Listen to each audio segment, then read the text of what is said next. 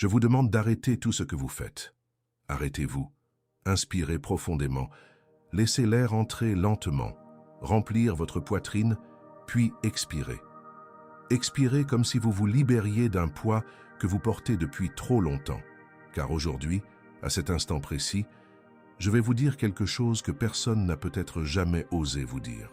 Et cette vérité peut transformer radicalement votre vision de la vie, de vos combats, de vos relations, de vos rêves et même de votre foi. Êtes-vous prêt? Alors écoutez attentivement. Cessez de forcer ce qui ne rentre pas. Cessez de pousser des portes qui restent closes. Cessez de vous obstiner sur des chemins qui ne mènent qu'à l'épuisement, à la frustration et à la souffrance. Car lorsqu'il faut sans cesse forcer les choses, lorsqu'on dépense toute son énergie à essayer de faire fonctionner quelque chose qui résiste, qui se bloque, qui ne coule pas, alors cette chose ne vient probablement pas de Dieu. Et tout ce qui ne vient pas de Dieu, tôt ou tard, s'effondre. Je sais que ça risque de faire mal. Je sais que peut-être, en écoutant ces lignes, votre cœur souffre déjà parce qu'il y a quelque chose dans votre vie que vous forcez à faire. Il peut s'agir d'une relation qui montre déjà tous les signes d'une relation toxique, mais vous y tenez bon, vous vous accrochez, vous insistez, parce que vous avez peur de la solitude, peur de ne trouver personne d'autre, peur que la solitude ne vous engloutisse. Il peut s'agir d'un travail qui vous épuise chaque jour, qui vous fait pleurer dans la salle de bain, qui vous fait douter de votre propre valeur, mais vous continuez parce que vous pensez qu'il n'y a rien de mieux qui vous attend. Il peut s'agir d'un rêve que vous avez construit dans votre esprit, une image parfaite de la vie que vous devriez mener. Et même si la réalité vous crie que ce n'est pas la bonne voie, vous persistez parce que lâcher prise vous semble être un échec. Mais je dois vous dire quelque chose, et je veux que cette vérité s'imprègne profondément dans votre cœur. Lâcher prise n'est pas un échec. Lâcher prise n'est pas un abandon. Lâcher prise n'est pas une faiblesse. Lâcher prise est l'un des actes les plus courageux et les plus spirituels qu'un être humain puisse accomplir. Car lorsque vous lâchez prise, vous dites à Dieu « Je te fais plus confiance qu'à mes propres projets. Je me fie à ton timing plus qu'à mon urgence. Je me fie à ta sagesse plus qu'à ma vision limitée. » Savez-vous ce qui arrive lorsqu'un petit enfant serre fort un objet dangereux? Les parents doivent lui ouvrir la main, doigt après doigt, car l'enfant ne comprend pas qu'il pourrait se blesser. Il pleure, il crie, il résiste, car à ses yeux, cet objet est précieux. Mais les parents connaissent la vérité. Ils voient le danger que l'enfant ne perçoit pas. Et c'est exactement ce que Dieu fait avec nous. Il essaie de nous arracher des mains ce qui nous blessera, ce qui nous détruira, ce qui nous freinera. Mais nous résistons. Nous pleurons, nous crions, nous nous accrochons de toutes nos forces à ce que nous prenons pour une bénédiction sans réaliser que cela pourrait être un piège. Aujourd'hui, dans cette vidéo, je vous invite à un voyage profond. Un voyage qui touchera des pans de votre cœur dont vous ignorez peut-être même l'existence. Nous parlerons des conséquences de l'obstination, du silence de Dieu et de sa véritable signification, du pouvoir du lâcher-prise et de la confiance en Dieu, de la peur qui nous emprisonne et de la façon dont la foi nous libère, des portes fermées qui sont en réalité une protection divine et du timing parfait de Dieu qui ne faillit jamais. Si vous êtes resté jusqu'ici, c'est que ce message vous est destiné. Ce n'est ni un hasard ni une coïncidence, c'est Dieu qui parle directement à votre cœur à travers ces mots. Alors, restez avec moi jusqu'au bout, car ce qui va suivre pourrait transformer votre vie de façon insoupçonnée. Il y a un passage dans les Proverbes, chapitre 16, verset 9, qui dit « Le cœur de l'homme médite sa voie, mais l'Éternel dirige ses pas. » Remarquez la profondeur de cette vérité. Nous planifions, nous faisons des listes, nous nous fixons des objectifs, nous établissons des calendriers, nous imaginons des scénarios. Et il n'y a rien de mal à cela. Dieu nous a donné l'intelligence, la capacité de planifier et de rêver. Mais il y a une énorme différence entre planifier avec Dieu et planifier sans Dieu. Lorsque nous planifions sans Dieu, nous devenons dominateurs. Nous voulons que tout se passe comme nous le souhaitons, à notre rythme, avec les personnes que nous choisissons, aux endroits que nous déterminons. Et lorsque les choses ne se déroulent pas comme prévu, nous désespérons. Nous devenons anxieux.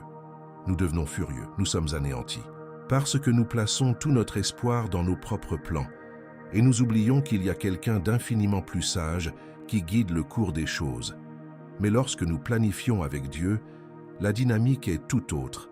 Nous faisons notre part, nous travaillons, nous nous efforçons, nous donnons le meilleur de nous-mêmes, mais au final, nous nous remettons à Dieu et disons « Seigneur, voici mes projets, mais si les tiens sont différents, je choisis les tiens. » Ce n'est pas de la passivité, ce n'est pas de la paresse spirituelle, c'est de la maturité, c'est de la sagesse, c'est la foi en action.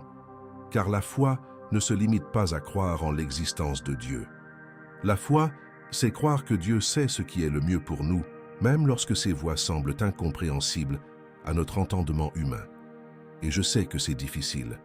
Je sais que lâcher prise est l'une des choses les plus terrifiantes qui soient. Car dès notre plus jeune âge, on nous apprend à être maître de notre destin, à poursuivre nos rêves, à ne jamais abandonner, à nous battre jusqu'au bout. Et ces affirmations ne sont pas forcément fausses, mais elles deviennent dangereuses lorsqu'elles nous font croire que tout dépend exclusivement de nous. Car ce n'est pas le cas. Cela ne dépend pas seulement de notre force, de notre intelligence, de nos capacités, de nos efforts. Il existe un facteur qui transcende tout cela, la souveraineté de Dieu. Et lorsque vous comprenez la souveraineté de Dieu, vous trouvez le repos. Vous cessez de lutter contre un courant contraire. Vous cessez de nager à contre-courant jusqu'à l'épuisement. Vous vous abandonnez. Et c'est dans l'abandon que commence la véritable vie. Je m'adresse directement à vous, vous qui êtes épuisés. Vraiment épuisés. Pas le genre de fatigue qu'une bonne nuit de sommeil peut apaiser. Pas le genre de fatigue qu'un week-end de détente peut guérir. Je parle de cette fatigue qui vous ronge jusqu'aux os, celle que vous ressentez au réveil, quand votre première pensée est « je n'en peux plus », celle qui vous alourdit les paupières, non pas par le sommeil, mais par les larmes que vous avez retenues, celle qui vous serre la poitrine à force de porter un fardeau qui n'est pas le vôtre. Si c'est votre cas, écoutez bien ce que je vais vous dire. Vous avez le droit de vous arrêter. Tu as le droit d'arrêter de frapper à une porte qui ne s'ouvre pas. Tu as le droit d'arrêter d'appeler ceux qui ne répondent jamais. Tu as le droit d'arrêter d'investir en ceux qui n'investissent pas en toi. Tu as le droit d'arrêter de courir après un rêve qui te détruit de l'intérieur. Tu as le droit de t'asseoir, de respirer et de dire « Je ne peux plus y arriver seul ». Et quand tu fais cela, quelque chose d'extraordinaire se produit. Tu crées de l'espace pour que Dieu agisse, de l'espace pour que Dieu parle, de l'espace pour que Dieu te montre le chemin que tu ne vois pas parce que tu es trop occupé à tracer le tien. Réfléchissez-y. Comment Dieu pourrait-il vous offrir quelque chose de nouveau si vous êtes accablé parce que vous ne voulez pas lâcher prise? Il désire vous donner mieux. Il veut vous guider vers une vie plus élevée. Il veut vous présenter des personnes qui vous apprécieront, des opportunités qui vous permettront de grandir et une paix qui vous offrira enfin un sommeil paisible. Mais il ne peut rien faire de tout cela tant que vous vous accrochez à ce que vous auriez dû lâcher prise depuis longtemps. Il existe un récit biblique qui illustre cela avec force, l'histoire d'Abraham et d'Isaac. Dieu demanda à Abraham de lui offrir son fils, la promesse de sa vie, le rêve qu'il avait attendu des décennies à réaliser. Imaginez la douleur, imaginez le conflit intérieur, imaginez le poids de cette ascension de la montagne. Mais Abraham obéit, il s'abandonna, il ouvrit la main. Et lorsqu'il montra qu'il était prêt à remettre ce qu'il aimait le plus entre les mains de Dieu, Dieu pourvoya à ses besoins. Dieu ne voulait pas enlever Isaac à Abraham. Il voulait savoir si Abraham aimait davantage la promesse ou celui qu'il avait promise. Et lorsqu'il devint évident qu'Abraham faisait confiance à Dieu par-dessus tout, Dieu rétablit la promesse et ajouta des bénédictions qu'Abraham n'aurait même pas pu imaginer. Et c'est précisément ce que Dieu fait avec vous lorsque vous lâchez prise. Lorsque vous quittez une relation toxique, Dieu vous présente quelqu'un qui vous aime véritablement. Lorsque vous quittez un emploi qui vous rend malade, Dieu vous ouvre une porte vers l'épanouissement. Lorsque vous abandonnez ce rêve qui relevait plus de la vanité que de la vocation, Dieu vous révèle le but de votre existence. Mais d'abord, il faut lâcher prise. D'abord, il faut ouvrir sa main. D'abord, il faut avoir confiance. Dieu sait ce qu'il fait.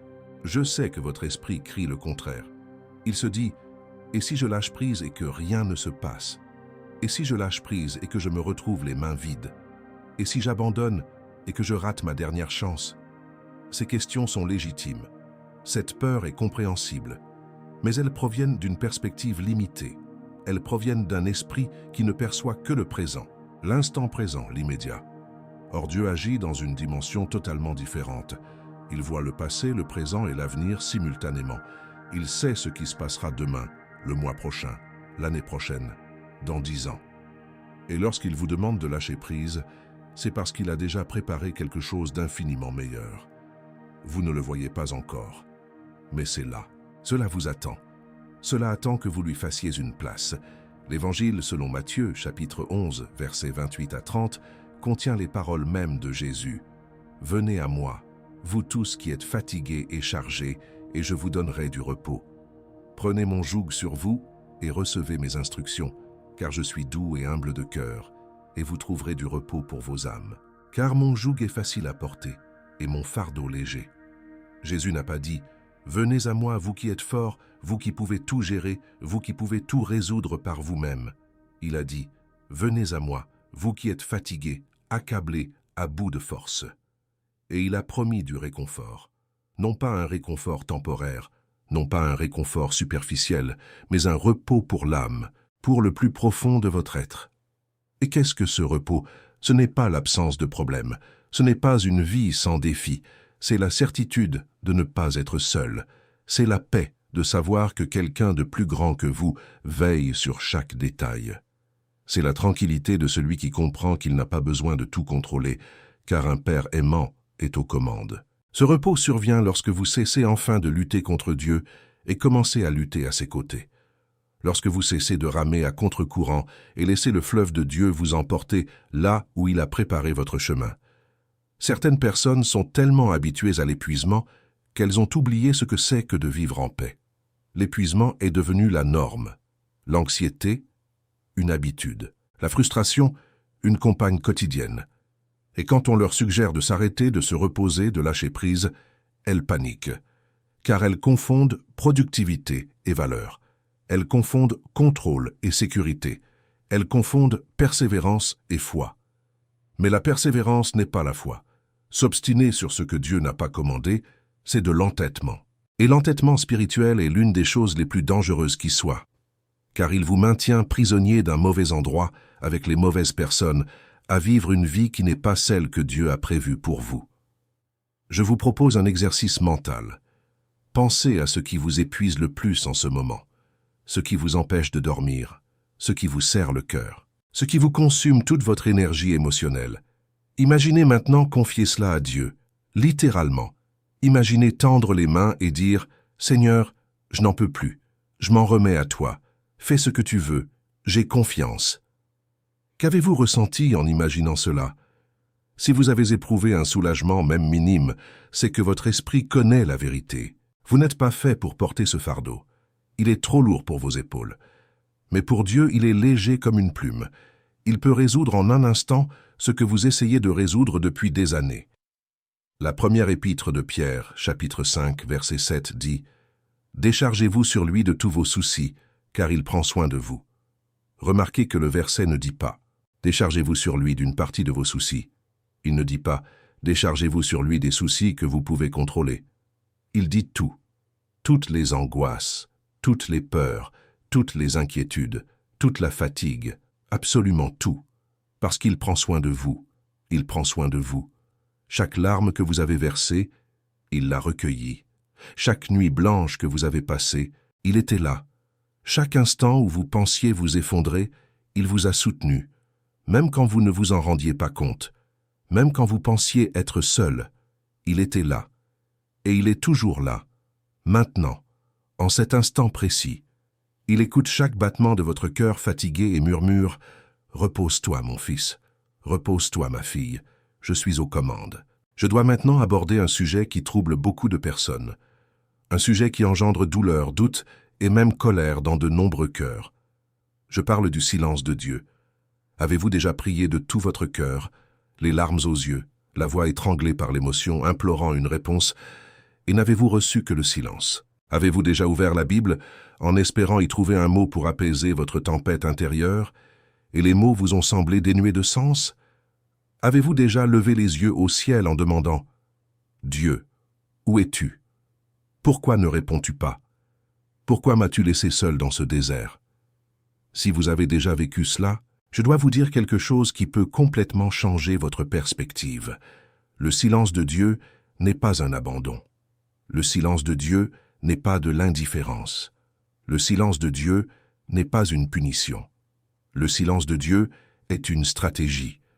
Je sais que cela semble contradictoire.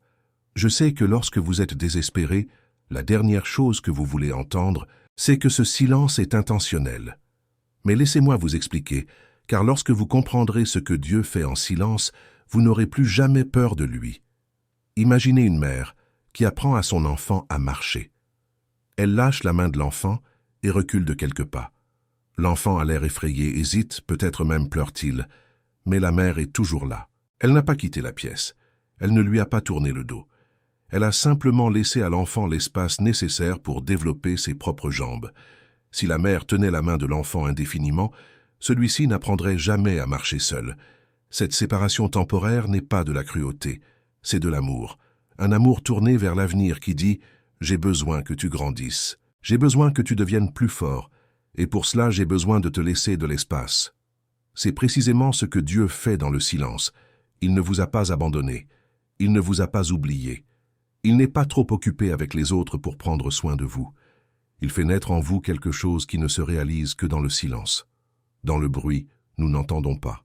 Dans la précipitation, nous ne remarquons rien. Face à l'abondance de réponses faciles, nous ne mûrissons pas.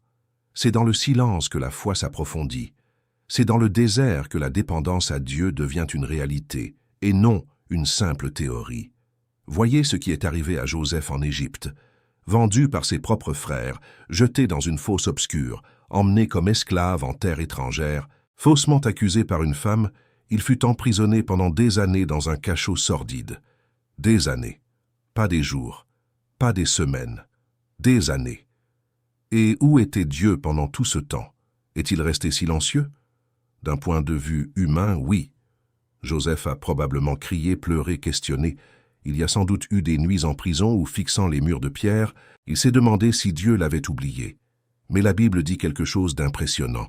Le Seigneur était avec Joseph, même en prison, même dans le silence, même quand tout semblait aller de travers. Dieu était là, œuvrant en coulisses, orchestrant les événements, préparant le terrain pour une élévation qui aurait été impossible sans cette période d'abandon apparent. Et lorsque le moment voulu par Dieu arriva, Joseph ne quitta pas la prison pour reprendre une vie normale. Il la quitta pour devenir gouverneur d'Égypte, du cachot au palais, d'esclave à deuxième homme le plus puissant du monde connu. Et voyez comme c'est incroyable. Si Joseph n'était pas passé par la prison, il n'aurait pas interprété le rêve de l'échanson. S'il n'avait pas interprété ce rêve, on ne se serait pas souvenu de lui lorsque Pharaon fit le sien. S'il n'avait pas interprété le rêve de Pharaon, il ne serait pas devenu gouverneur. Chaque pièce du puzzle qui semblait être un désastre était, en réalité, une étape stratégique du plan parfait de Dieu. Et c'est ce que Dieu fait dans votre vie en ce moment même. Dans ce silence qui vous effraie, il assemble les pièces du puzzle. Dans cette attente angoissante, il prépare chaque détail. Derrière cette porte qui refuse de s'ouvrir, il vous protège de quelque chose d'invisible. Vous n'avez pas besoin de tout comprendre maintenant. Vous n'avez pas besoin de toutes les réponses. Il vous suffit d'avoir confiance.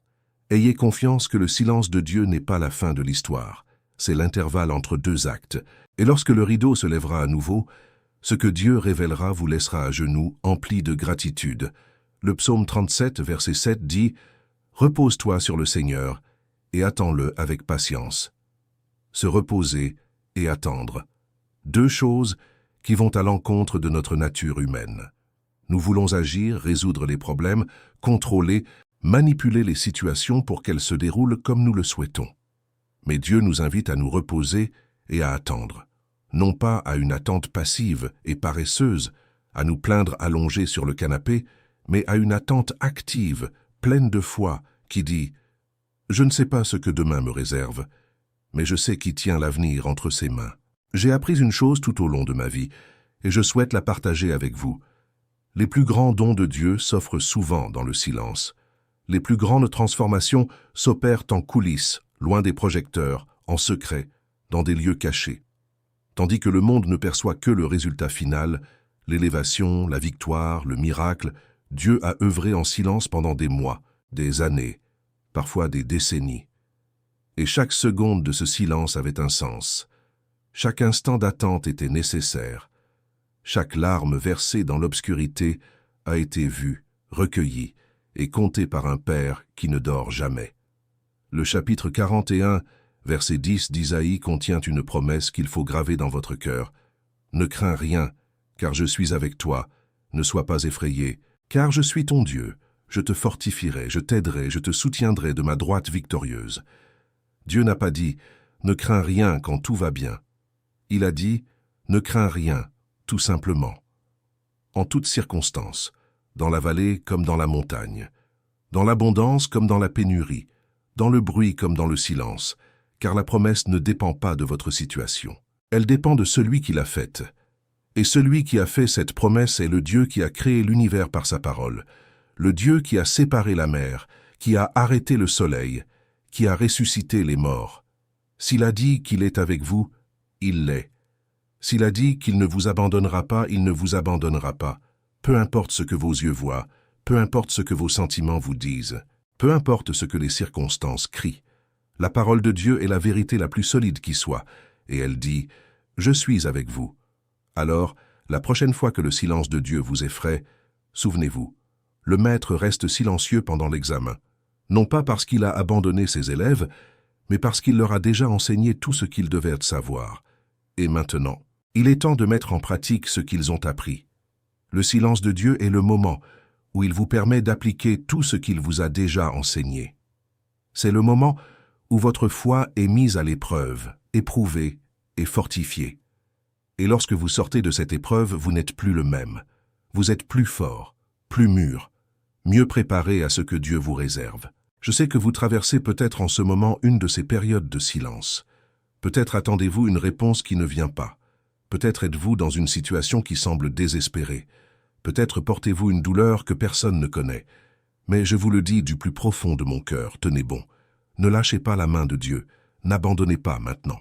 Car ce qui est à venir est plus grand que tout ce que vous avez jamais vécu.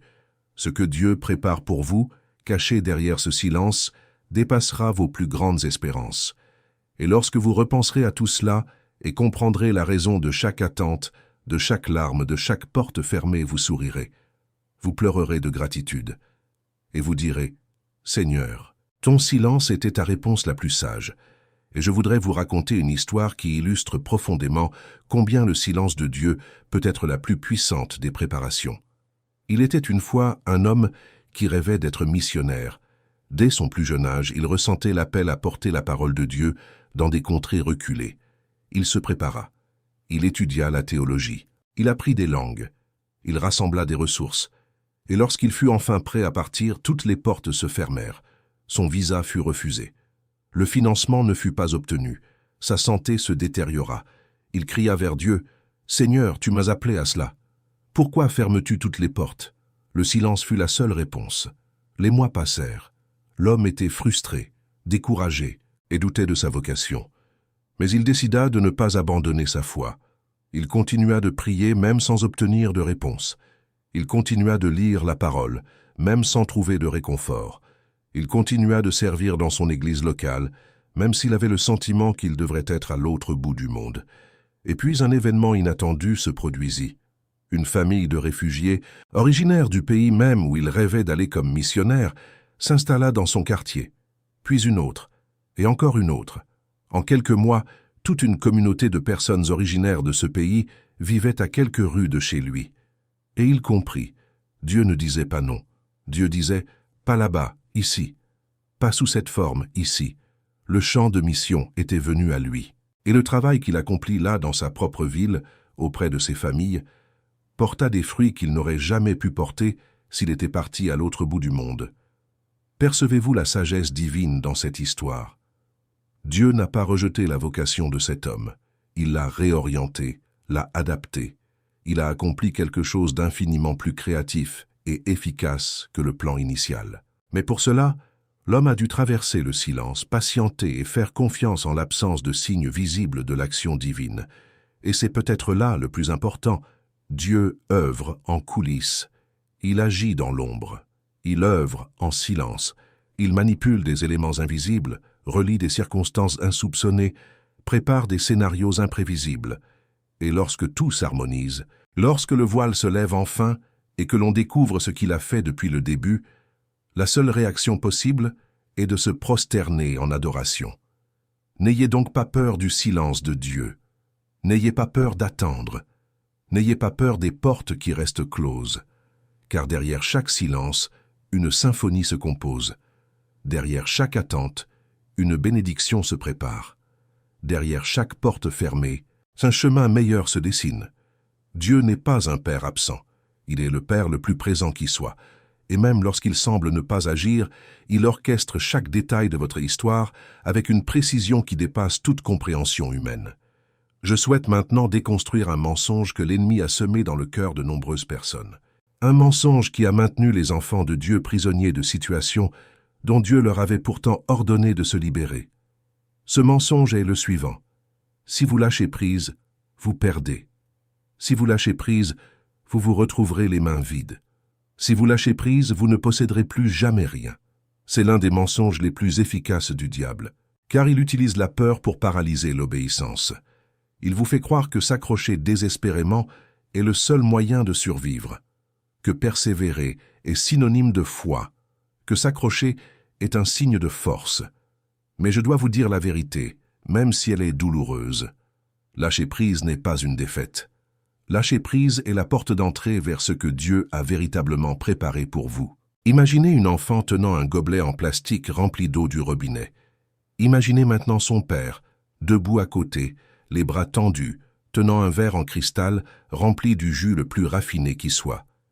Il lui dit « Ma fille, pose ce gobelet et prends celui-ci. » Mais l'enfant regarde son gobelet, regarde celui de son père et ne le lâche pas. Parce que son gobelet est plein. Elle voit l'eau. Elle en sent le poids. Elle sait qu'il contient quelque chose. Mais le verre de son père est bien meilleur. Son contenu est incomparablement supérieur. Pourtant, l'enfant ne peut pas prendre le verre de son père tant qu'elle tient son gobelet médiocre. C'est exactement ce qui nous arrive. Nous nous accrochons à des relations médiocres, à des emplois qui nous rendent malades, à des rêves qui ne sont pas les nôtres, à des habitudes qui nous détruisent, simplement parce que nous les connaissons, parce qu'elles nous sont familières, parce que nous y sommes déjà habitués. Et la peur de l'inconnu est si grande que nous préférons la souffrance connue à la bénédiction que nous ne pouvons pas encore entrevoir. Mais Dieu est là, les mains tendues, disant « Lâchez prise. J'ai quelque chose de bien meilleur pour vous, mais vous devez d'abord lâcher prise. » Dans la Bible, lorsque Dieu appela Abraham, il lui dit « Quitte ton pays, ta famille et la maison de ton père, et va dans le pays que je te montrerai. » Remarquez que Dieu ne lui montra pas le pays d'abord. Il ne dit pas « Regarde, voici la carte, voici où tu vas habiter, voici la propriété, voici les garanties.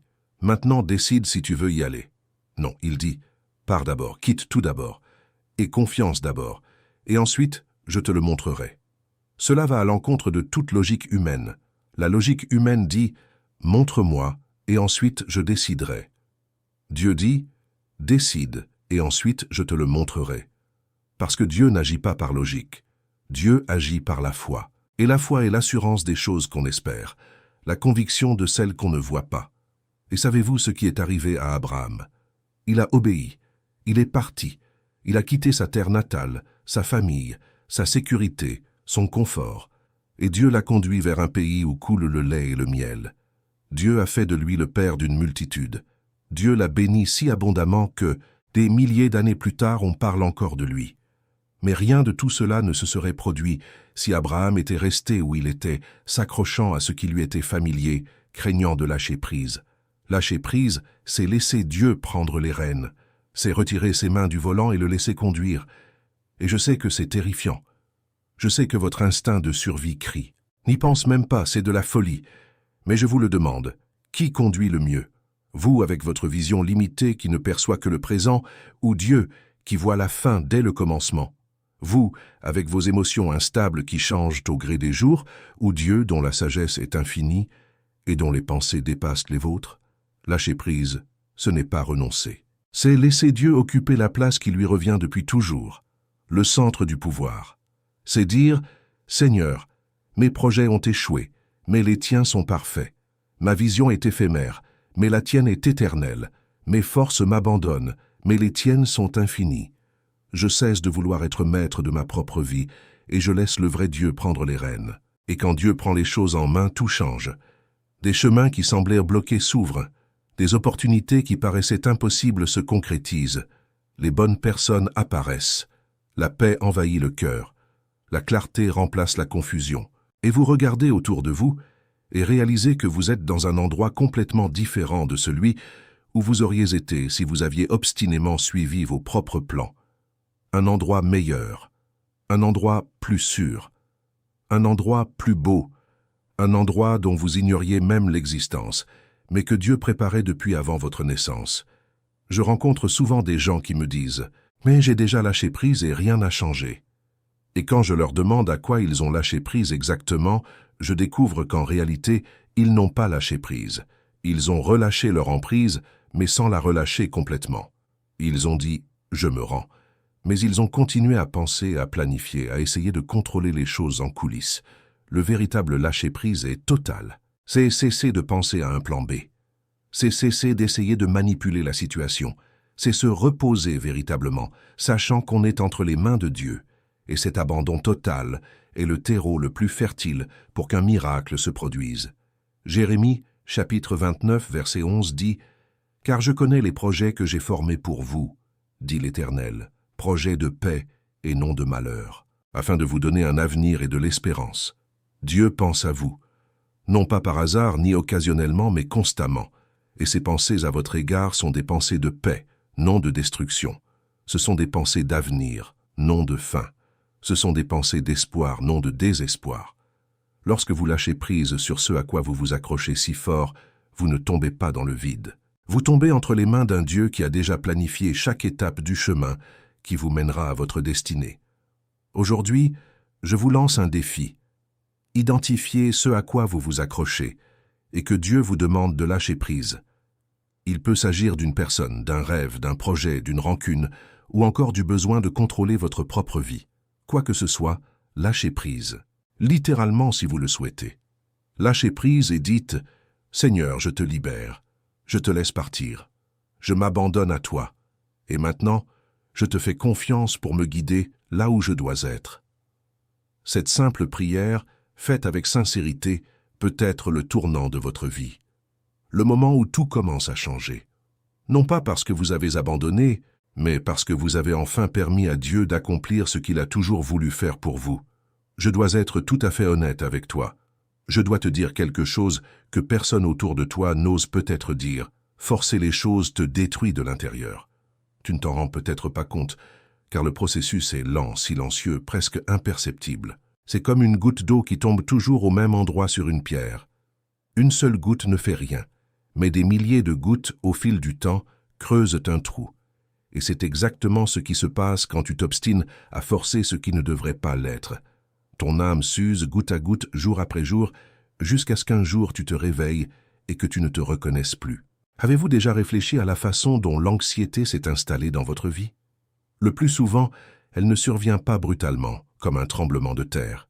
Elle s'infiltre progressivement, se faufilant par les failles d'une inquiétude excessive, d'un besoin de tout contrôler, d'une obstination à vouloir faire fonctionner ce qui a déjà prouvé son échec. Chaque fois que vous forcez une situation, chaque fois que vous manipulez les circonstances pour tenter d'obtenir un résultat que vous désirez ardemment, votre corps réagit. Votre cœur s'emballe. Vos mains tremblent. Votre esprit est en ébullition. Vous ne parvenez plus à dormir. Vous ne pouvez plus manger. Vous êtes incapable de vivre pleinement le moment présent, car vous pensez constamment à l'avenir. Vous essayez de prédire, de calculer, de vous assurer que tout se déroulera comme prévu. Et cela a un prix exorbitant. Non seulement pour votre corps, mais aussi pour votre âme, vos relations, votre santé mentale, votre vie spirituelle. Forcer ce qui devrait être libéré alimente l'anxiété comme l'essence alimente le feu. Et l'anxiété, à son tour, devient une prison invisible. Vous êtes piégé, mais vos chaînes sont invisibles. Vous souffrez, mais à l'extérieur, tout semble aller bien. Vous souriez aux autres alors qu'à l'intérieur, vous hurlez de douleur. Et le pire, c'est que vous croyez devoir continuer ainsi, car s'arrêter paraît être une faiblesse, un manque de foi, une lâcheté. Mais je vous le dis, s'arrêter n'est pas une faiblesse. S'arrêter est sagesse. La Bible dit dans Philippiens chapitre 4, versets 6 et 7, « Ne vous inquiétez de rien, mais en toute chose par la prière et la supplication, avec des actions de grâce, faites connaître à Dieu vos demandes. Et la paix de Dieu qui surpasse toute intelligence gardera vos cœurs et vos pensées en Jésus-Christ. » Remarquez la suite. D'abord, cessez de vous inquiéter. Ensuite, priez. Et ensuite, la paix de Dieu qui surpasse toute intelligence humaine gardera votre cœur et vos pensées. Vous ne produisez pas cette paix. Dieu vous la donne. Et il vous la donne lorsque vous cessez de lutter et commencez à prier. La frustration est une autre conséquence dévastatrice du fait de forcer les choses. Lorsqu'on s'efforce trop d'obtenir ce qui ne se fait pas naturellement, chaque obstacle devient une offense personnelle. Chaque retard est une insulte. Chaque porte fermée est perçue comme un rejet de notre valeur en tant que personne. Et la frustration accumulée se transforme en amertume. L'amertume se transforme en ressentiment.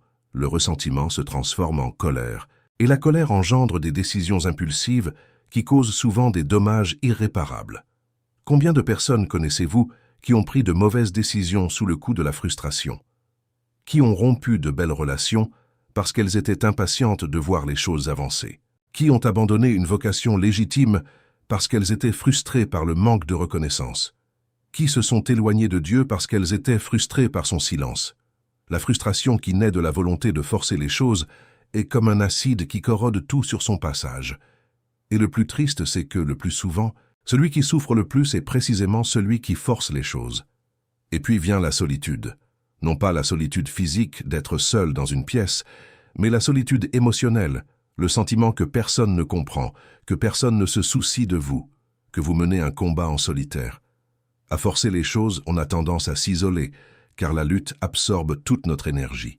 On n'a plus la force de socialiser, de créer des liens, d'être présent. On vit dans un état d'urgence intérieure permanent, comme un pompier qui éteint sans cesse des incendies, sans un instant de répit, sans un instant pour vivre. Mais je veux vous montrer l'autre côté, celui de ceux qui ont cessé de forcer les choses, celui de ceux qui se sont abandonnés, celui de ceux qui ont fait confiance. Quand ce qui vient de Dieu vous parvient, cela ne s'accompagne pas d'anxiété, mais de paix. Cela ne s'accompagne pas de manipulation, cela vient naturellement. Cela ne s'accompagne pas de désespoir, mais de certitude. Il y a une différence immense entre ce que vous avez conquis par la force et ce que Dieu vous a offert par grâce. Ce que vous conquérez par la force exige un entretien constant, une vigilance perpétuelle, une peur permanente de perdre. Mais ce que Dieu vous offre par grâce est soutenu par ses mains. Vous n'avez pas besoin d'être sur vos gardes 24 heures sur 24, car Dieu est le gardien. Pensez à un emploi que Dieu vous a offert, comparé à un emploi obtenu par la manipulation. Le premier vous apporte paix, épanouissement et croissance. Le second vous plonge dans la peur d'être démasqué, l'angoisse de ne pas être à la hauteur et l'épuisement dû au maintien d'une façade. Pensez à une relation que Dieu a placée sur votre chemin, comparée à une relation que vous avez forcée. La première est légère, saine et vous fait grandir. La seconde est pesante, épuisante et vous fait douter de votre propre valeur. Ce qui vient de Dieu apporte la paix. Cela ne signifie pas qu'il n'y aura pas d'épreuves. Cela signifie que même au cœur des épreuves, une paix intérieure inexplicable pour l'esprit humain vous habitera. Une conviction profonde d'être au bon endroit, au bon moment, avec les bonnes personnes. C'est le sceau de Dieu. C'est la marque de ce qui vient de lui. Et lorsque vous en ferez l'expérience, vous ne voudrez plus jamais vivre autrement. Car une fois que vous aurez goûté à la paix qui découle de l'abandon, l'anxiété liée au besoin de tout contrôler deviendra insupportable. Si ce message vous touche, si vous sentez que ces mots vous sont destinés, je vous demande une faveur. Aimez cette vidéo. Abonnez-vous à la chaîne si ce n'est pas déjà fait. Ce simple geste m'aide à continuer de partager des messages comme celui-ci qui peuvent atteindre d'autres personnes traversant les mêmes épreuves que vous. Quelqu'un qui est sur le point d'abandonner pourrait tomber sur cette vidéo et se rendre compte qu'il n'est pas seul. Et vous contribuez à cela en aimant, en vous abonnant et en partageant. Alors faites-le maintenant, car ensemble, nous pouvons toucher encore plus de vie pour le royaume de Dieu. Il me faut maintenant aborder un sujet qui est à l'origine de presque toute cette obstination humaine à forcer les choses. C'est ce moteur invisible qui nous maintient prisonniers de situations, de relations et de chemins que Dieu nous a déjà ordonné d'abandonner. Je parle de la peur. La peur est l'opposé de la foi. La foi dit « Dieu est souverain ». La peur dit « Et si Dieu me déçoit ?» La foi dit « Le meilleur est à venir ». La peur dit « Et si c'est tout ce qu'il y a ?» La foi dit « Dieu prendra soin de moi ». La peur dit « Et s'il m'oublie ?» La peur se manifeste de bien des façons. La plus courante est la peur de la solitude. Combien de personnes restent dans des relations toxiques, destructrices, voire abusives, simplement par peur de la solitude? La peur murmure « Si tu pars, personne ne voudra de toi. Si vous rompez, tu seras seul, pour toujours. Si tu dis non, tu n'auras plus d'autre chance. » Et la personne y croit. Elle y croit parce que la peur est plus forte que la foi. Elle y croit parce qu'elle se regarde et ne se trouve pas assez digne d'attirer quelqu'un de mieux. Elle y croit parce que le malin utilise la peur comme une chaîne pour la maintenir là où il le souhaite. Prisonnière, souffrante et loin du plan de Dieu. Mais la vérité est la suivante. Vous n'avez pas été créé pour vivre dans la peur. La Bible dit dans 2 Timothée chapitre 1 verset 7 « Car Dieu ne nous a pas donné un esprit de timidité, mais un esprit de force, d'amour et de sagesse. » Avez-vous lu cela? Dieu ne vous a pas donné la peur. La peur ne vient pas de Dieu. La peur vient de l'ennemi. C'est une arme spirituelle utilisée pour vous paralyser, vous empêcher d'obéir, vous maintenir dans l'erreur aussi longtemps que nécessaire pour détruire les plans de Dieu pour votre vie. La peur est rusée. Elle ne se présente pas comme telle. Elle se déguise en prudence. Elle se fait passer pour la sagesse. Elle utilise la voix de la raison pour vous convaincre que rester où vous êtes est la décision la plus judicieuse. Elle dit « Un tien vaut mieux que 2, tu l'auras ». Elle dit « Au moins ici, je sais à quoi m'attendre ». Elle dit « Et si je fais ce pas et que je tombe ?» Mais la peur ne vous demande jamais « Et si vous faisiez ce pas et que vous vous envoliez ?» Et si ce qui vous attend de l'autre côté était infiniment mieux? Et si la décision la plus courageuse de votre vie vous ouvrait des portes dont vous ignoriez même l'existence? Il existe une autre peur très répandue, celle de ne jamais connaître mieux. Cette peur nous pousse à accepter des miettes comme s'il s'agissait d'un festin. Elle nous fait nous contenter d'une vie médiocre, comme si c'était le mieux que l'on puisse espérer. Elle nous fait percevoir les petits rêves comme des limites insurmontables. Or, la Bible dit dans l'Épître aux Éphésiens, chapitre 3, verset 20, « À celui qui peut faire infiniment plus que tout ce que nous demandons ou pensons, selon la puissance qui agit en nous. » Infiniment plus. Pas un peu plus, pas le double. Infiniment plus que ce que vous pouvez demander ou même imaginer. Voilà le Dieu que vous servez. Et il n'agit pas avec les limites humaines. Il agit avec une puissance infinie.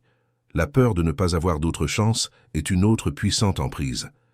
Elle vous persuade que l'opportunité qui se présente à vous est unique, que si vous ne la saisissez pas maintenant, elle ne se représentera jamais, que le train passera et que vous resterez à jamais bloqué à quai.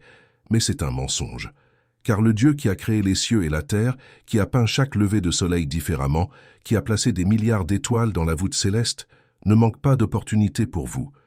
Il est le Dieu de l'abondance, non de la rareté.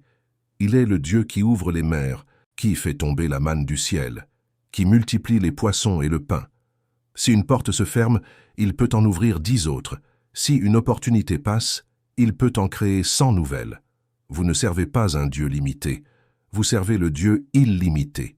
Voici le point essentiel. La peur emprisonne, mais Dieu libère. La peur vous maintient accroché à ce qui vous fait souffrir, mais Dieu veut vous conduire là où vous trouverez la guérison. La peur vous diminue, mais Dieu veut vous élever. La peur vous contraint à vivre en mode survie, mais Dieu veut que vous viviez dans l'abondance. Le choix vous appartient. Vous pouvez écouter la voix de la peur qui vous maintient au même point, à faire les mêmes choses avec les mêmes résultats douloureux. Ou vous pouvez écouter la voix de Dieu qui vous appelle vers l'inconnu, vers la nouveauté, vers l'extraordinaire. L'Évangile selon Jean, chapitre 8, verset 36 dit « Si donc le Fils vous a franchi, vous serez réellement libre. Libre véritablement, pas partiellement, pas temporairement, vraiment, complètement, définitivement. La liberté que Jésus offre est totale. Elle inclut la libération de la peur, de l'anxiété, des attachements malsains et du besoin de tout contrôler. Lorsque vous laissez Jésus vous libérer, les chaînes que la peur a placées à vos poignets se brisent comme du papier. car aucune force dans l'univers n'est capable de résister à la puissance du Fils de Dieu. Je veux que vous identifiez maintenant la peur qui vous retient. Quelle peur vous empêche d'obéir à Dieu?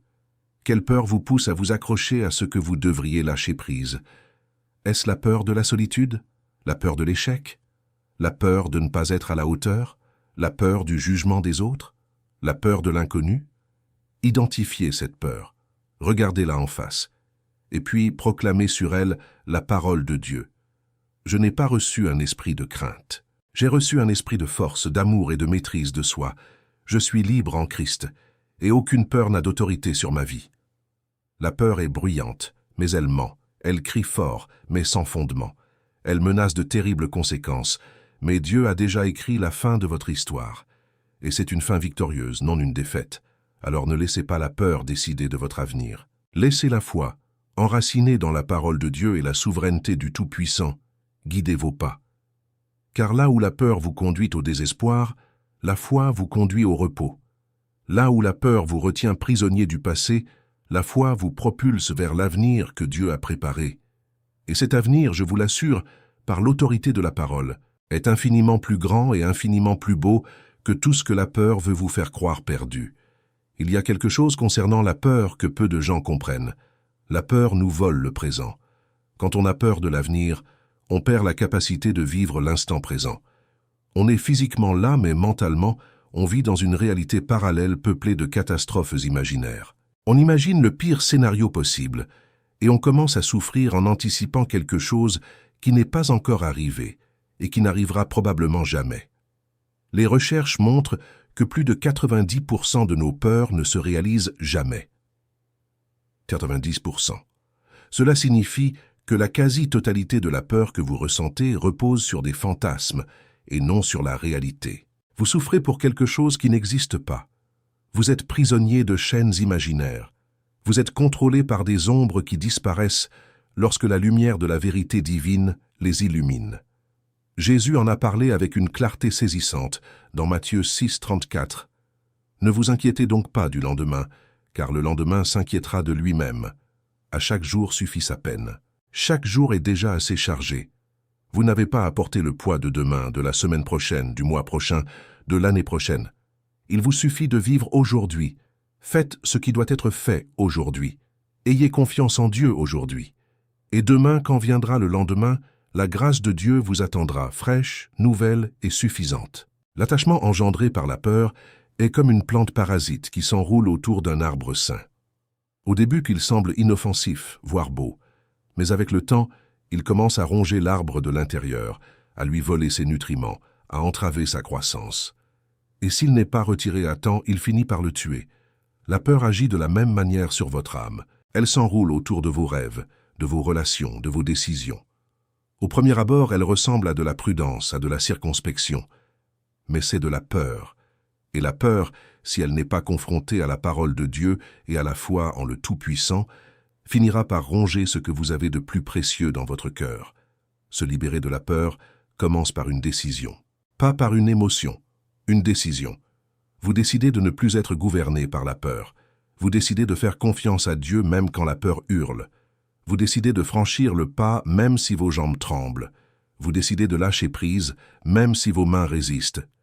Et à chaque décision de foi que vous prenez contre la peur, celle-ci perd de son pouvoir. Elle s'amenuise. Elle s'affaiblit. Elle devient moins convaincante, jusqu'au jour où elle ne sera plus qu'un bruit de fond, incapable d'influencer vos choix.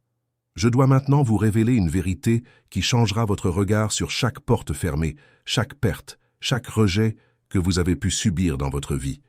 Dieu ferme les portes pour vous protéger. Je sais que lorsqu'une porte se ferme devant vous, votre première réaction n'est pas la gratitude. C'est la douleur, c'est la frustration, c'est le questionnement. Vous vous demandez « Pourquoi moi? Qu'ai-je fait de mal? Suis-je insuffisant ?» Et dans ce moment de vulnérabilité, l'ennemi en profite pour semer dans votre cœur les graines du doute, du rejet et d'un sentiment d'inadéquation. Mais je dois changer votre perspective sur les portes fermées. Car nombre des portes qui ne se sont pas ouvertes dans votre vie n'étaient pas un rejet, mais une protection. Dieu voyait ce qui se trouvait de l'autre côté. Il voyait la souffrance qui vous attendait. Il voyait la destruction dissimulée derrière cette belle façade. Il voyait la douleur que ce chemin vous causerait. Et par amour pur et véritable, il a verrouillé la porte et jeté la clé. Non pas pour vous blesser, mais pour vous protéger. Prenons un exemple concret. Imaginez que vous conduisez de nuit.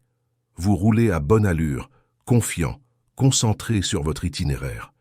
Soudain, une barrière apparaît au milieu de la route. Vous êtes contraint de vous arrêter.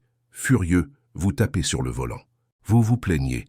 Vous vous demandez pourquoi cette barrière est là, bloquant votre passage. Mais ce que vous ignorez, c'est que quelques kilomètres plus loin, un glissement de terrain s'est produit. Sans cette barrière, vous auriez foncé droit dans le mur. Cette barrière qui vous a tant agacé est celle qui vous a sauvé la vie. Combien de fois Dieu a-t-il placé des obstacles sur votre chemin que vous avez interprétés comme une punition, alors qu'en réalité il s'agissait du salut? Combien de fois a-t-il éloigné de votre vie des personnes que vous suppliez de rester, alors qu'en réalité elles vous auraient détruit? Combien de fois a-t-il fermé des portes que vous désiriez ardemment, alors qu'en réalité elles vous auraient détourné de votre but? Je repense à toutes les personnes qui se sont éloignées de moi, et à ce moment-là, j'ai cru que c'était la fin du monde. Je me disais, sans cette personne, je ne pourrais pas vivre. Sans cette relation, je ne connaîtrais aucune joie. Mais le temps a passé, et avec le recul, j'ai compris que chaque personne que Dieu avait éloignée aurait pu me détruire. Chacune représentait un chemin qui m'aurait éloigné de ce que je devais être. Et cette séparation, que j'ai vécue comme une perte, était en réalité une délivrance. La Bible regorge d'exemples de protection déguisés en épreuves. Prenons l'exemple de Moïse. Il grandit au palais du Pharaon, prince d'Égypte. Il possédait richesse, pouvoir et prestige, mais Dieu le chassa de ce palais. Moïse s'enfuit dans le désert et y passa 40 ans comme berger. 40 ans. D'un point de vue humain, cela semble un gâchis. Du palais au désert, de prince à berger. Mais Dieu savait que ces 40 années dans le désert étaient nécessaires pour transformer Moïse, homme impulsif et égocentrique, en un chef humble et soumis, dépendant de Dieu. Le désert n'était pas une punition, mais une école.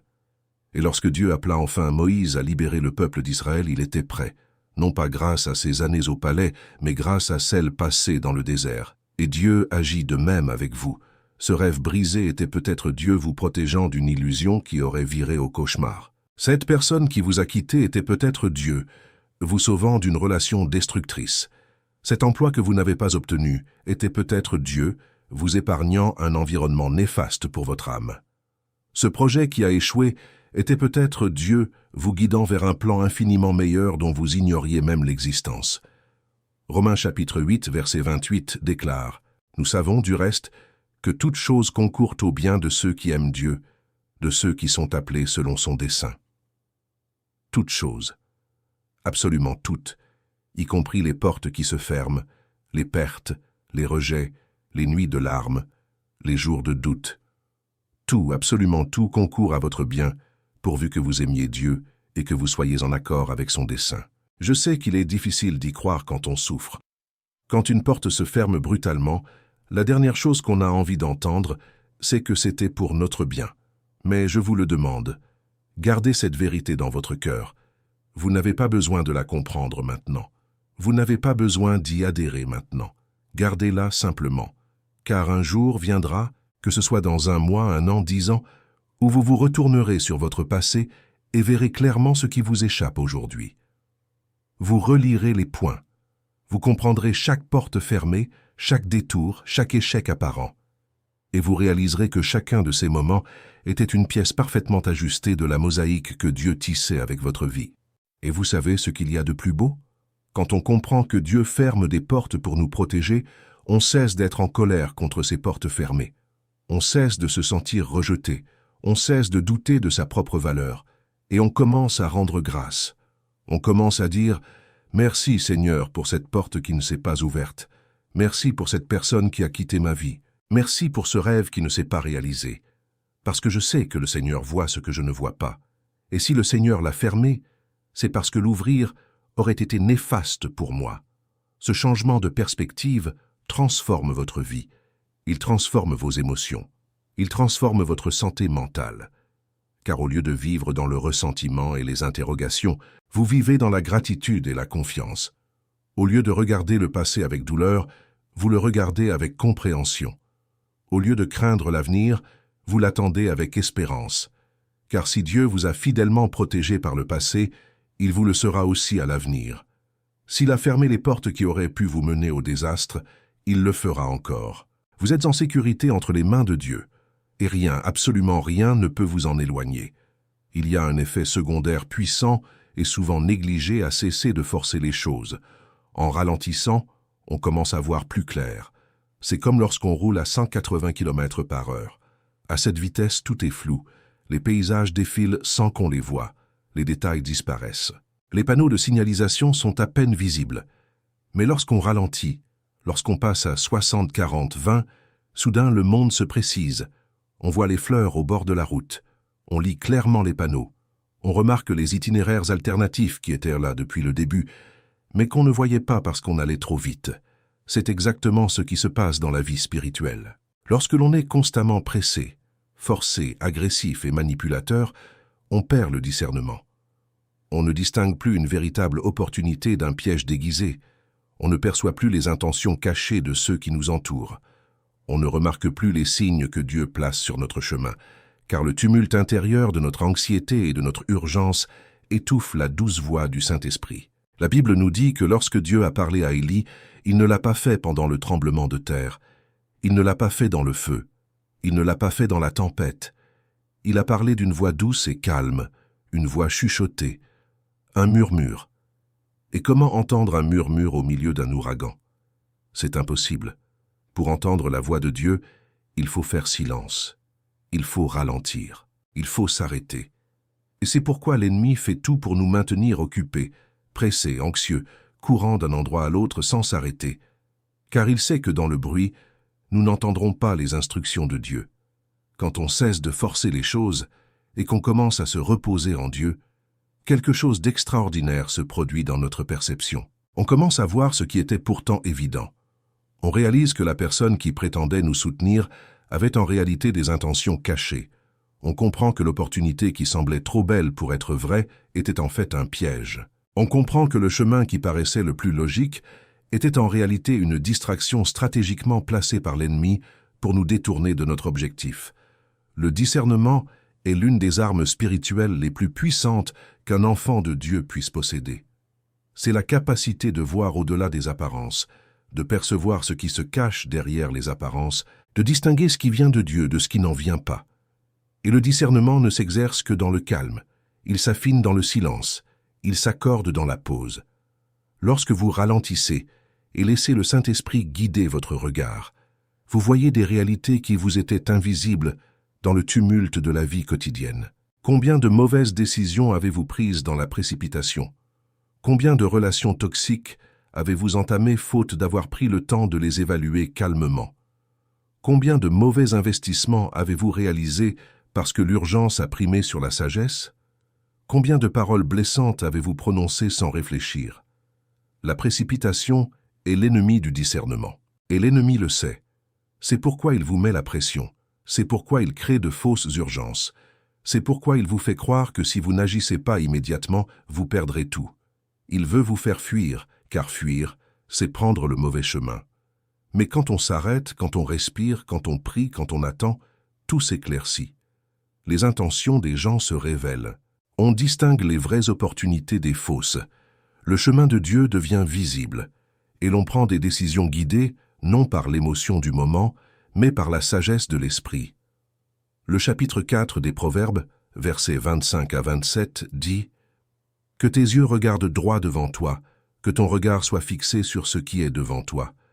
Considère attentivement le chemin que tu suis, et sois ferme dans toutes tes voies. Ne te détourne ni à droite ni à gauche, et éloigne ton pied du mal. Méditer, c'est peser, considérer attentivement, évaluer avec soin. On ne peut méditer en courant. On ne peut évaluer avec soin en étant désespéré. Méditer exige une pause, et la pause apporte la clarté. Je rencontre souvent des gens qui me disent « Je ne sais pas quelle est la volonté de Dieu pour ma vie ». Et quand je les interroge sur leur vie de prière, leur moment de recueillement devant Dieu, leur méditation sur la parole, La plupart du temps, la réponse est « je n'ai pas le temps ». Et c'est là le problème. Ce n'est pas que Dieu ne parle pas, il parle. Mais vous êtes trop occupé pour l'entendre. Vous êtes trop pressé pour le remarquer. Vous êtes trop occupé à forcer les choses pour réaliser que Dieu essaie de vous montrer un meilleur chemin. Réfléchissez au nombre de fois où vous avez ignoré un signe clair de Dieu parce que vous étiez trop concentré sur vos propres projets. Combien de fois cette inquiétude intérieure vous a-t-elle mis en garde, mais vous avez foncé tête baissée, car l'occasion semblait trop belle pour être vraie. Combien de fois ce malaise ressenti auprès de quelqu'un était-il un avertissement du Saint-Esprit, mais vous l'avez ignoré par peur de la solitude. Ces signes ne sont pas le fruit du hasard. Ils sont le GPS spirituel que Dieu a placé dans votre cœur. Mais tout comme un GPS a besoin d'un signal pour fonctionner, le discernement spirituel a besoin de silence pour s'exercer. Voici donc mon invitation. Ralentissez. Je ne vous dis pas d'arrêter de travailler. Je ne vous dis pas d'abandonner vos responsabilités. Je vous dis simplement de créer des moments de silence dans votre quotidien. Des instants où vous vous déconnectez du bruit du monde et vous connectez à la voix de Dieu. Cela peut être tôt le matin, avant que tout le monde ne se réveille. Cela peut être le soir quand la maison est calme. Cela peut être dans votre voiture, sur le chemin du travail, la radio éteinte et le cœur ouvert, peu importe le moment. L'important, c'est de le faire. Car dans le silence, Dieu parle. Et quand Dieu parle, tout change. Le psaume 46, verset 10 nous ordonne « Arrêtez et sachez que je suis Dieu. » Arrêtez. C'est un commandement, pas une suggestion. Dieu vous demande de vous arrêter. Il vous demande de vous taire. Non pas parce qu'il souhaite votre passivité, mais parce qu'il sait que dans le silence, vous le reconnaîtrez comme Dieu. Dans le silence, vous comprendrez qu'il règne. Dans le silence, vous comprendrez que vous n'avez besoin de rien contrôler, car il contrôle tout. Et lorsque cette vérité pénètre votre cœur, vous goûtez à une liberté inestimable. Une paix qui ne dépend pas des circonstances. Une clarté qui transforme chaque décision en sagesse. Il y a un concept que j'aimerais vous présenter, extrêmement pratique et susceptible de transformer votre façon de prendre des décisions pour le restant de vos jours, la règle de la paix. Voici comment cela fonctionne. Avant de prendre une décision importante, demandez-vous, cette décision m'apporte-t-elle la paix? Ni excitation, ni adrénaline, ni soulagement temporaire. La paix profonde qui vient du Saint-Esprit, est le meilleur indicateur de la volonté de Dieu. Si une décision vous prive de votre paix, elle ne vient probablement pas de Dieu.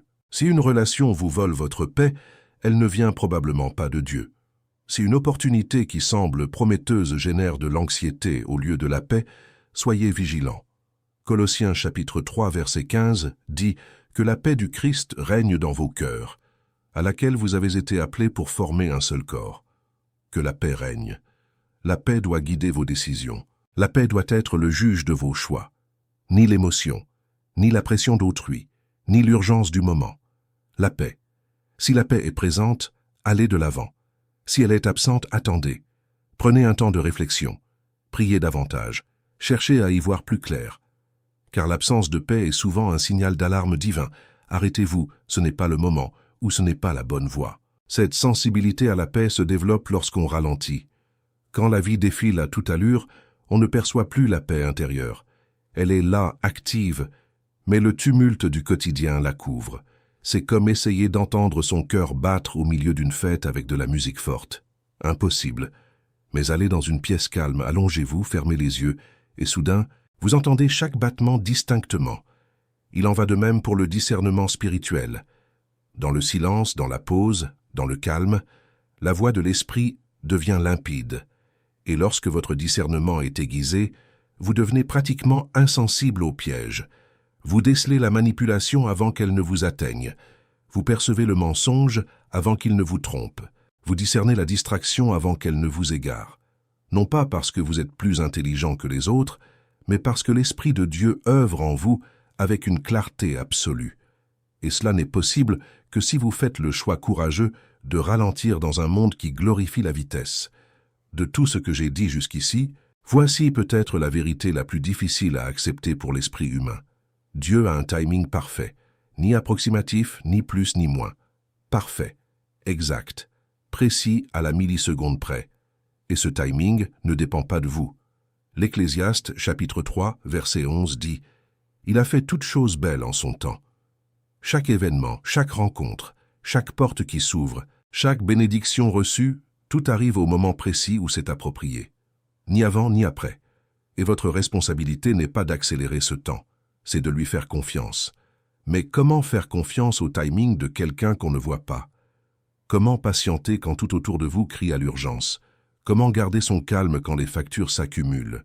Que les problèmes s'entassent? Que les rêves semblent s'évanouir et que les autres avancent tandis que vous restez immobile? Ce sont de vraies questions. Des questions douloureuses. Des questions qui hantent l'esprit de tout être humain ayant choisi de vivre par la foi. Et je ne vais pas vous donner une réponse banale. Je vais vous dire la vérité. En réalité, faire confiance au timing divin ne signifie pas que vous ne souffrirez pas. Cela signifie que la souffrance a une fin. Faire confiance au timing divin ne signifie pas que vous ne pleurerez pas. Cela signifie que les larmes ont un sens. Faire confiance au timing divin ne signifie pas que tout sera facile. Cela signifie que tout sera précis. Chaque seconde d'attente est mise à profit par Dieu pour vous préparer, pour mettre en place les éléments, pour déplacer des pièces dont vous ignorez même l'existence. Repensez à Joseph. Il a attendu 13 ans entre la promesse que Dieu lui a faite en songe et son accomplissement lorsqu'il est devenu gouverneur d'Égypte. 13 années d'échecs apparents, d'esclavage, d'emprisonnement, d'oubli. Mais chaque jour de ces 13 années était nécessaire. Chaque épreuve a forgé en Joseph une qualité essentielle à son rôle de gouverneur d'Égypte. La patience acquise dans l'attente, l'humilité développée en prison, la sagesse acquise dans l'adversité. Si Dieu avait tenu sa promesse immédiatement, Joseph n'aurait pas été prêt. Il aurait échoué dans sa fonction de gouverneur, faute de maturité. Le temps de Dieu n'est pas synonyme d'attente, mais de préparation. David fut oint roi à l'âge d'une quinzaine d'années, mais il n'accéda au trône qu'à 30 ans. 15 années s'écoulèrent entre l'onction et le couronnement. 15 années de fuite devant Saül. 15 années passées à vivre dans des grottes. 15 années d'attente de l'accomplissement d'une promesse faite personnellement par Dieu. Et durant ces 15 années, David aurait pu tuer Saül. Il en eut l'occasion. Plus d'une fois. Ses hommes l'y incitèrent, même. Mais David refusa, car il avait compris une chose que beaucoup d'entre nous ne comprennent toujours pas. Ce n'est pas parce qu'on en a la possibilité qu'on doit le faire. Ce n'est pas parce que l'occasion se présente que le moment est venu. David refusa de forcer l'accomplissement de la promesse et attendit que Dieu l'accomplisse à sa manière, en son temps. Et Dieu tint sa promesse. David devint le plus grand roi de l'histoire d'Israël. Non par la force, ni par la manipulation, ni par la précipitation, mais par la patience, la confiance et le repos. Et lorsque le moment fut venu, tout s'harmonisa parfaitement, comme une montre suisse d'une précision infaillible. Voilà ce qui arrive quand on a confiance dans le timing divin. Tout se met en place, ni par la force, ni par la difficulté, ni par la manipulation. Simplement, la bonne personne apparaît au bon moment. L'opportunité se présente à l'instant précis. La porte s'ouvre quand on est prêt à la franchir. Et quand cela arrive, on sait que c'est l'œuvre de Dieu. Car aucun effort humain ne saurait l'expliquer. C'était la providence divine. C'était le timing parfait de celui qui contrôle chaque détail de l'univers. Le chapitre 2, verset 3 d'Habacuc, contient l'une des promesses les plus puissantes concernant le timing de Dieu. Car la vision est encore pour le temps fixé, elle parle de la fin et ne mentira pas. Si elle tarde, attends-la, car elle viendra certainement, elle ne tardera pas. Si elle tarde, attends, car elle viendra assurément, sans aucun doute, certainement, avec une assurance divine.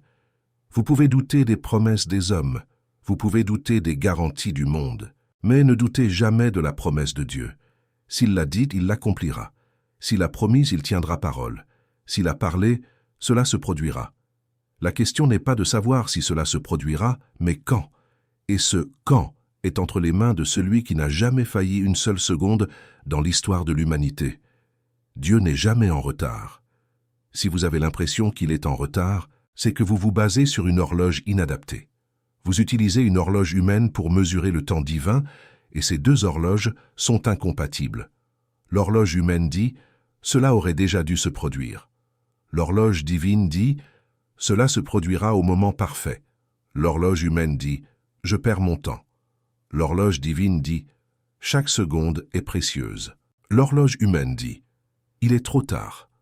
L'horloge divine dit « C'est le moment idéal ». Et il y a autre chose que je dois dire concernant le timing divin. Ce qui vous est destiné n'a pas besoin d'être manipulé pour vous parvenir. Vous n'avez pas besoin de flatter, de manipuler, de tromper, de forcer ou d'insister pour que ce qui vient de Dieu vous atteigne. Ce qui vous est destiné, divinement conçu pour votre vie, arrive en douceur. Cela vient naturellement. Cela vient dans la paix. Si vous devez mentir pour obtenir quelque chose, cela ne vient pas de Dieu. Si vous devez manipuler quelqu'un pour qu'il reste avec vous, cela ne vient pas de Dieu. Si vous devez forcer une porte qui ne s'ouvre pas, cela ne vient pas de Dieu. Ce qui vient de Dieu arrive sans fraude, sans manipulation, sans désespoir. Cela arrive au bon moment, de la bonne manière, par les bonnes mains. Et quand ça arrive, vous le savez. Ce n'est plus un doute, c'est une certitude, une paix qui vous envahit, une conviction qui s'installe, un sourire qui jaillit du cœur, et vous vous dites « ça y est, c'est exactement ce que j'attendais ». Et chaque jour d'attente, chaque nuit de prière, chaque larme versée en valait la peine. Cela en valait la peine. Car ce que Dieu a donné est infiniment meilleur que tout ce que j'aurais pu construire de mes propres mains. Alors je vous le demande, êtes-vous prêt à faire confiance au timing de Dieu? Êtes-vous prêt à cesser de le devancer? Êtes-vous prêt à patienter même lorsque tout autour de vous crie l'urgence? Si votre réponse est oui, alors je vous le garantis, ce qui va arriver est plus grand que ce qui a été. Ce qui est à venir surpasse ce qui est passé. Et quand cela arrivera, ce sera si parfait, si précis, si surnaturel, que tous reconnaîtront l'œuvre de Dieu. Ce n'était pas la chance, ce n'était pas une coïncidence, ce n'était pas un effort humain. C'était le timing parfait du Dieu parfait agissant dans la vie de quelqu'un qui a choisi de lui faire confiance. Et maintenant, je voudrais vous brosser le tableau final, celui de quelqu'un qui a lâché prise, de quelqu'un qui a fait confiance, de quelqu'un qui a cessé de forcer les choses et qui a commencé à se reposer en Dieu.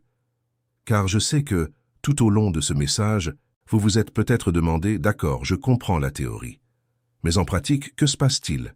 Si je lâche vraiment prise et que je fais confiance à Dieu, qu'est-ce qui change? » La première chose qui change, c'est la paix. Et je ne parle pas d'une paix passagère comme celle qu'on ressent quand on résout temporairement un problème. Je parle d'une paix profonde, constante, inébranlable, qui ne dépend pas des circonstances. Une paix présente même quand l'argent manque. Une paix qui demeure malgré un mauvais diagnostic. Une paix qui ne vacille pas face aux déceptions. Cette paix est décrite dans l'Épître aux Philippiens, chapitre 4, verset 7, comme la paix de Dieu qui surpasse toute intelligence. Elle surpasse, elle va au-delà. Elle est insaisissable pour l'esprit humain. Ceux qui vous entourent vous regardent et ne comprennent pas comment vous pouvez être en paix au milieu de la tempête. La réponse est simple, vous avez lâché prise. Vous avez cessé de vouloir diriger le navire. Et le pilote qui a pris les commandes est capable de naviguer sur toutes les mers. Cette paix transforme radicalement votre quotidien. Vous dormez mieux. Vous vous réveillez en pleine forme. Votre concentration s'améliore car vous ne gaspillez plus votre énergie mentale à essayer de contrôler l'incontrôlable. Vos relations s'améliorent car vous ne projetez plus votre anxiété sur les autres. Votre santé physique s'améliore car le stress chronique qui vous minait est remplacé par un repos réparateur. La paix divine n'est pas seulement spirituelle. Elle se manifeste dans le corps, l'esprit, les émotions, les relations, en tout. La deuxième chose qui change, c'est la clarté. Quand on cesse de forcer les choses, le brouillard se dissipe. C'est comme quitter une pièce sombre et enfumée pour respirer l'air pur d'un matin ensoleillé. Soudain, la vue s'éclaircit. On voit clairement où Dieu nous conduit. Le chemin qui paraissait sinueux et complexe devient une voie droite devant nos yeux. On sait quoi faire, on sait où aller, on sait avec qui marcher. Et cette clarté ne vient pas de notre intelligence, mais de l'Esprit de Dieu qui commence à guider nos pas quand on cesse enfin de résister à sa volonté. Le chapitre 3 des Proverbes, versets 5 et 6, promet « Confie-toi en l'Éternel de tout ton cœur, et ne t'appuie pas sur ta propre intelligence. Reconnais-le dans toutes tes voies, et il aplanira tes sentiers. » Aplanir. Redresser ce qui était tortueux, simplifier ce qui était compliqué, éclaircir ce qui était obscur. Voilà le fruit de la confiance. Non pas une confiance partielle, mais une confiance totale. Et lorsque tu as une telle confiance absolue, sans réserve, Dieu prend les devants et aplanit tous les obstacles de ta vie. Le troisième changement concerne les portes qui s'ouvrent. Lorsque vous cessez de frapper à des portes qui ne vous appartiennent pas, Dieu commence à ouvrir des portes qui vous sont exclusivement réservées. Des portes que personne ne peut fermer. Des portes que même l'ennemi ne peut bloquer. L'Apocalypse, chapitre 3, verset 8 dit « Voici, j'ai mis devant toi une porte ouverte, et personne ne peut la fermer. » Lorsque Dieu vous ouvre une porte, toute la résistance des enfers est impuissante à la refermer. Elle s'ouvre facilement, le passage est naturel, elle s'adapte parfaitement. Et vous la franchissez avec paix, non avec crainte, avec certitude, non avec doute, avec joie, non avec anxiété. Ces nouvelles opportunités et ces nouvelles relations qui se créent lorsque vous lâchez prise sont qualitativement différentes de tout ce que vous avez essayé de forcer auparavant. Elles sont porteuses de sens. Chaque personne que Dieu place sur votre chemin à ce stade a une raison d'être. Chaque opportunité qu'il vous offre a un but. Ce ne sont pas des accidents, c'est la providence. Ce sont les actions stratégiques d'un Dieu qui a planifié chaque détail avant même votre naissance. Le quatrième changement concerne les relations. Quand on cesse de les forcer, les bonnes personnes commencent à apparaître. Celles qui vous aiment vraiment, sans intérêt personnel. Celles qui vous respectent sincèrement, sans commodité. Celles qui sont à vos côtés dans les bons comme dans les mauvais moments, et pas seulement quand c'est facile. Ces relations sont si différentes de celles d'avant qu'on a l'impression d'entrer dans un nouveau monde, et d'une certaine manière, c'est le cas. Vous êtes entré dans le monde que Dieu a préparé pour vous, un monde où les relations sont fondées sur l'amour véritable et non sur un besoin désespéré, où les amitiés reposent sur des bases solides et non sur la peur de la solitude. La cinquième chose qui change, c'est vous-même. C'est peut-être la transformation la plus profonde et la plus belle. Lorsque vous lâchez prise, vous vous reposez et vous faites confiance, vous devenez une autre personne, plus légère, plus joyeuse, plus généreuse, plus patiente, plus compatissante. Car lorsque vous cessez de dépenser toute votre énergie à essayer de contrôler votre vie, cette énergie est redirigée vers ce qui compte vraiment. Aimer davantage, servir davantage, grandir, vous rapprocher de Dieu. Vous devenez la meilleure version de vous-même, non par votre propre force, mais par la grâce de Dieu qui agit dans une vie abandonnée à lui. Et cette transformation devient un témoignage. Votre entourage commence à remarquer le changement. Ils perçoivent votre paix et cherchent à en connaître la source. Ils voient votre joie et veulent comprendre comment elle est possible. Ils voient votre confiance inébranlable en Dieu et se sentent inspirés à rechercher la même chose. Et soudain, votre vie, autrefois champ de bataille d'anxiété et de besoin de contrôle, devient une scène où se manifeste la puissance et l'amour de Dieu. Vous n'avez plus besoin de prêcher par les mots. Votre vie parle d'elle-même. Votre paix évangélise. Votre confiance inspire. Votre transformation proclame. Il existe un Dieu fidèle, attentionné, protecteur, guide, et qui n'abandonne jamais ses enfants. Je voudrais conclure par une image qui résume tout ce dont nous avons parlé aujourd'hui. Imaginez un arbre planté au bord d'une rivière. Cet arbre n'a pas à lutter pour trouver de l'eau. Il n'a pas à s'efforcer de grandir. Il est simplement planté au bon endroit. Ses racines puisent l'eau et il prospère naturellement. Le premier psaume décrit l'homme béni exactement de cette façon. Il est comme un arbre planté près d'un courant d'eau, qui donne son fruit en sa saison, et dont le feuillage ne se flétrit point. Tout ce qu'il fait lui réussit. La foi de faire confiance à l'invisible. Et la certitude que tu es Dieu, que tu règnes, et que rien, absolument rien n'échappe à ton contrôle. Au nom de Jésus, Amen. Et souvenez-vous, ne forcez rien. Ce qui nécessite des efforts constants ne vient probablement pas de Dieu, et ce qui ne vient pas de Dieu tôt ou tard s'effondre, mais ce qui vient de Dieu demeure éternellement. Alors reposez-vous, ayez confiance, et patientez, car le meilleur est à venir. Que Dieu vous bénisse.